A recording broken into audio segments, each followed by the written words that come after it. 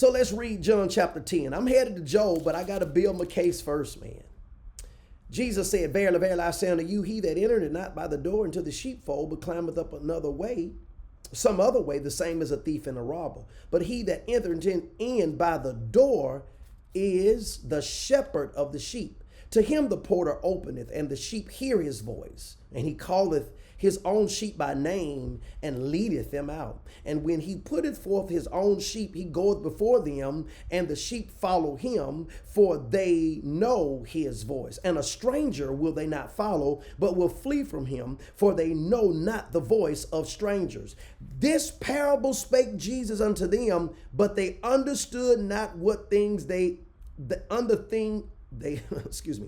but they understood not what things they were which he spake unto them. Watch this. Just like many of you, like, that ain't saying nothing about a doctrine of the day. I know, I was waiting to get right there, because some of you saying the same thing. Well, then said Jesus unto them, verily, verily, I say unto you, I am the door of the sheep.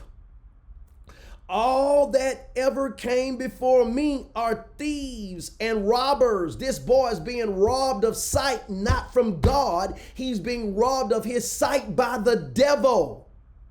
But the sheep did not hear them. I am the door. By me, if any man enter in, he shall be saved, and shall go in and out and find pasture. The thief cometh not, but for to steal, kill, and to destroy.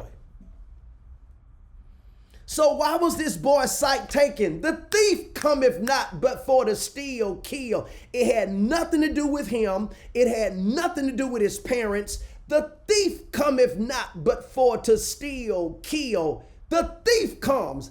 Not God allows, not God permits. The thief cometh. There's some of you that are watching me right now, and you've been blaming every bad thing that's been happening, or assuming that every bad thing that's been happening in your life is God trying to get your attention, God allowing it. You got to take God off the hook. The thief cometh not, but for. You've heard some teaching that has even agreed with the fact that God is allowing and God is doing it. God got you in that corner, and God put that sickness on you. The thief cometh not, but for to steal, kill, and to destroy.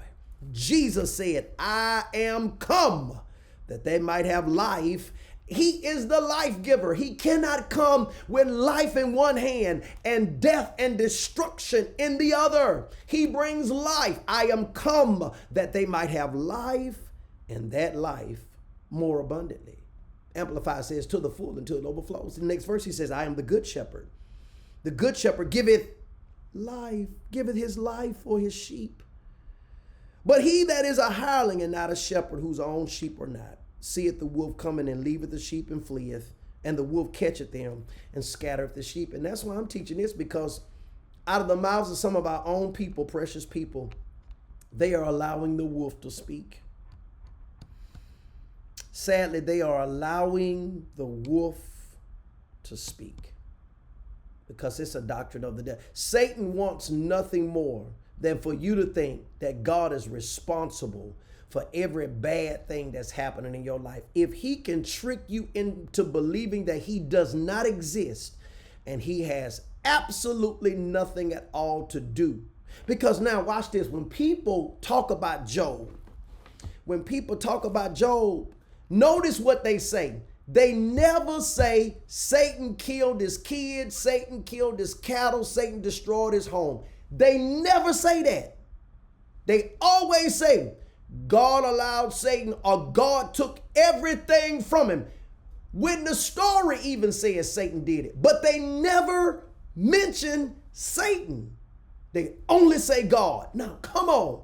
We're not even telling the whole story. They only say God took everything from Satan, but he gave it back to him. That's all we say. We don't even mention Satan in the story. Until somebody like me comes along and challenges you and say, what if God did not have a choice but to allow Satan?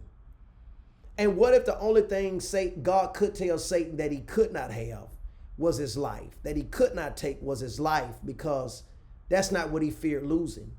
That everything that Satan took, he had a right to, because Job was in fear of losing it. everything that Satan took, he had a right to, because it was everything that Job feared losing.